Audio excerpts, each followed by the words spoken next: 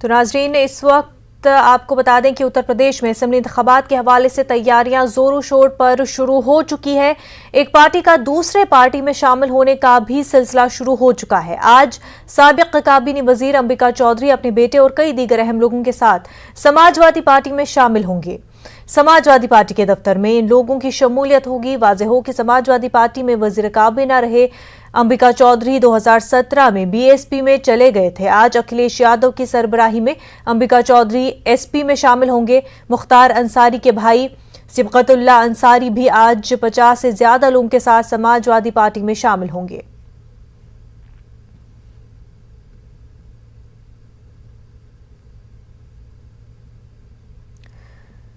تو آپ کو بتا دیں کہ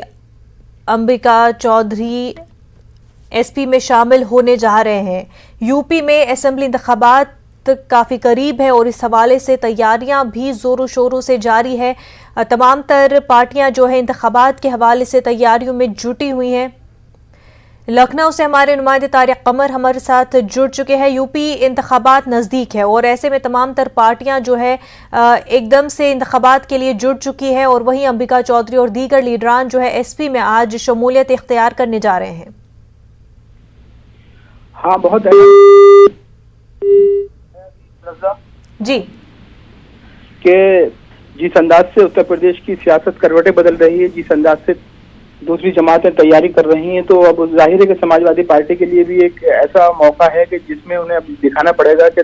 عوامی طاقت ان کے ساتھ ہے، سیاسی طاقت ان کے ساتھ ہے، اور تمام محاذوں پر وہ الیکشن کی تیاریاں کر رہے ہیں۔ کیونکہ دیکھیے برسر اقتدار پارٹی کی جو تیاریاں ہیں وہ اپنے آپ میں یہ بتانے کے لیے کافی ہیں کہ اس بار کا الیکشن آسان نہیں ہوگا کسی جماعت کے لیے۔ اسی کے پیش نظر اب اکھلیش یادو نے میدان میں اترنا بھی شروع کیا ہے، اپنے کارکنان کو ہدایات بھی جاری کی ہیں، اور یہ جو پارٹی کی شمولیت کا سلسلہ ہے اس میں اہم لیڈروں کی، کارکنان کی ضلع سطح پر، تو وہ سب بدستور جاری ہو چکا ہے، اور ایسا لگ رہا ہے کہ الیکشن کی پوری تیاریاں تمام جماعتوں نے شروع کر دی ہیں۔ جہاں تک دیکھیے امبیکا چودھری کا تعلق ہے تو میں بتا دوں آپ کو کہ بہت ذمہ دار لیڈر رہے ہیں۔ ظاہر ہے کہ مشرق اتر پردیش کے حلقے میں ان کا خاصی اثر و رسوخ مانا جاتا ہے اور خاصی عوامی تعاون ان کو ملتا رہا ہے، تو کہیں نہ کہیں یہ ہم سمجھ سکتے ہیں کہ اگر بی ایس پی سے وہ ایس پی میں آتے ہیں تو بی ایس پی کا نقصان ہے، اور ایس پی کو یقیناً کچھ نہ کچھ فائدہ اس سے ضرور پہنچے گا۔ اور ایک بات یہ بھی ہے کہ اس شمولیت کو گھر واپسی سے بھی تعبیر کیا جا رہا ہے۔ ظاہر ہے کہ ایک زمانے تک سماجوادی پارٹی کے اہم لوگوں کے ساتھ، سربراہوں کے ساتھ ان کا سیاسی سفر رہا ہے، تو یہ ایک اچھی پیش رفت ہے سماجوادی پارٹی کے لیے، اور یہ منظرنامہ تبدیل ہونے کا اشارہ ہے اتر پردیش کی سیاست کے لیے۔ دوسری طرف مختار انصاری کے بھائی کا بھی معاملہ دیکھیے، آپ کو پتہ ہی ہے کہ مختار انصاری کے ساتھ اس وقت جو حکومت کا رویہ ہے، جو کچھ سلوک ہے، اس نے تمام مشرق اتر پردیش کے علاقے، چاہے وہ مئو ہو، اعظم گڑھ ہو، بلیا ہو، سب کو یہ سوچنے پر مجبور کیا ہے کہ آئندہ الیکشن میں اس انداز کی حکمت عملی وضع کی جائے گی، کیونکہ یہ پورا خاندان بھی سیاسی طور پر بااثر تصور کیا جاتا رہا ہے، مانا جاتا رہا ہے کہ خاصی عوامی تعاون ان کے ساتھ رہا ہے۔ تو سبقت اللہ انصاری کی شمولیت بھی اپنے آپ میں معنی خیز ہے، اور بڑی تعداد میں لوگ ان کے ساتھ شامل ہو رہے ہیں، تو منظر کہا جا سکتا ہے کہ اتر پردیش کی سیاست مکمل طور پر اب گرم ہوتی جا رہی ہے، اور لوگ ہر حد الامکان کوشش کر رہے ہیں کہ وہ دوسری جماعت پر فوقیت لیں اور پھر اقتدار کی راہیں ہموار کریں، آسان کریں۔ منظر بالکل، اور وہیں اگر ہم بات کریں اس بیچ یو پی میں بی ایس پی کی کیسی پوزیشن دکھائی دے رہی ہے، کیونکہ ایک طرف سے انہوں نے کہا ہے کہ وہ اکیلے چناؤ لڑیں گے اور جیتنے کا دعویٰ بھی کیا ہے، دوسری طرف ان کے پارٹی سے لیڈران جو ہے ان کی پارٹی چھوڑ رہے ہیں، تو کس طرح کی پوزیشن بی ایس پی کی دکھائی دے رہی ہے؟ بہت اچھا سوال کیا ہے آپ نے منظر۔ یہ دیکھیے جہاں تک پوزیشن کا سوال ہے تو یہ بتا دیں آپ کو کہ بی ایس پی کو یہ یقین ہے یا وہ اس گمان میں ہے کہ ایک مخصوص طبقے کا ووٹ بینک جو دلت طبقہ ہے اس کے ساتھ ہے، لیکن دیکھیے منظرنامہ آپ پہلے جیسا نہیں ہے۔ حالانکہ مستقل میٹنگیں ضلع سطح پر جاری ہیں بی ایس پی کی، اور کئی ماہ سے جاری ہیں، خود سربراہ مایاوتی میٹنگیں کرتی ہیں، ستیش چند مشرا میٹنگیں کرتے ہیں، اور اس میں لوگ آتے بھی ہیں، تو دیکھیے ایک ان کے لیے مثبت نظر آتی ہے، لیکن اتنا آسان اس مرتبہ نہیں ہوگا جتنا تصور کیا ہے بی ایس پی نے، کیونکہ وہ ووٹ بینک جو بالخصوص بی ایس پی کا ووٹ بینک تصور کیا جاتا ہے وہ کہیں نہ کہیں اب بی جے پی کا ووٹ بینک بھی ہے، کہیں نہ کہیں وہ اب سماجوادی کا ووٹ بینک بھی ہے کسی حد تک۔ تو دیکھیے یہ جو ووٹ کی تقسیم کا سلسلہ ہے یہ بھی آنے والے الیکشن کو متاثر کرے گا، اور کسی بھی سیاسی جماعت کے لیے اقتدار کی راہیں، اقتدار کا حصول جو ہے وہ آسان نہیں ہوگا۔ منظر بالکل آسان نہیں ہوگا، لیکن ایسے میں یہ مانا جا رہا ہے جس طرح کی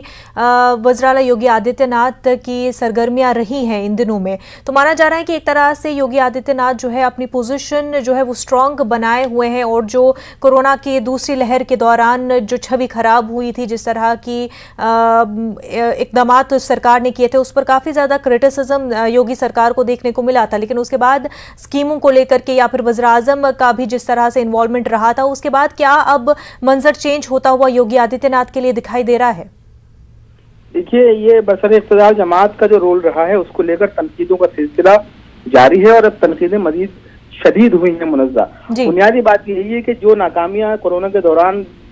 بی جے پی نے جھیلی ہیں، دیکھی ہیں، یا جس انداز کا عوامی رد عمل سامنے آیا ہے، اس کے پیش نظر کہا جا سکتا ہے کہ بی جے پی کی کہیں نہ کہیں جو پوزیشن ہے وہ پہلے جیسی نہیں ہے، وہ استحکام نہیں جیسا پہلے تھا۔ لیکن دیکھیے، ایک جو ہمارا بہت گہرا سیاسی شعور رکھنے والا طبقہ ہے، بالخصوص صحافیوں کا طبقہ یا وہ مبصرین جو سیاست پر گہری نظر رکھتے ہیں، تو انہوں نے یہ الزام بھی بی جے پی پر عائد کیا ہے کہ کہیں نہ کہیں بی جے پی اپنی پرانی قدروں کی طرف لوٹ رہی ہے، اور ایک دفعہ پھر وہی ماحول بنانے کی کوشش کی جا رہی ہے جس کی بنیاد پر ووٹ بینک کی تقسیم کو مذہبی بنیادوں پر تقسیم کیا جاتا ہے، اور پھر اقتدار کی راہیں آسان اور ہموار کی جاتی ہیں۔ حالانکہ اس بات کو یقین سے بھی نہیں کہہ سکتے ہیں، کیونکہ وزیر اعلیٰ یوگی آدتیہ ناتھ بھی مسلسل کوششوں میں لگے ہوئے ہیں، کوئی محاذ کوئی سطح ایسی نہیں ہے جہاں پر وہ کوششیں نہ کر رہے ہوں۔ اب دیکھنا یہی ہے کہ یہ کوششیں کس حد تک رنگ لاتی ہیں۔ حالانکہ یہ بات بھی دیکھیے سمجھ میں آتی ہے کہ جو برسر اقتدار جماعت ہوتی ہے تو اس کو کہیں نہ کہیں بینیفٹ رہتا ہے اس اقتدار کا، اس مشینری کا، سیاسی مشینری کا، اور اس پورے گورنمنٹ عملے کا جو اس کے ساتھ سفر کرتا ہے، کام کرتا ہے۔ تو دیکھیے، میں نے جیسا کہ ابھی عرض کیا کہ کسی بھی جماعت کے لیے راستے آسان نہیں ہیں، تاہم اتنا ضرور ہے کہ بی جے پی کو شکست دینا بھی اتنا آسان کسی جماعت کے لیے نہیں ہوگا۔ اب دیکھنا یہی ہوگا کہ چھوٹی چھوٹی جماعتیں اپنے بنیاد پر کیا کچھ انقلاب برپا کر سکتی ہیں، یا کسی سے مسالمت کے بعد کوئی راستہ ہموار کر پاتی ہیں۔ منوجہ، بالکل طارق قمر، بے حد شکریہ آپ کا۔ آگے بڑھتے، کورونا کی وجہ سے جلن والا باغ گزشتہ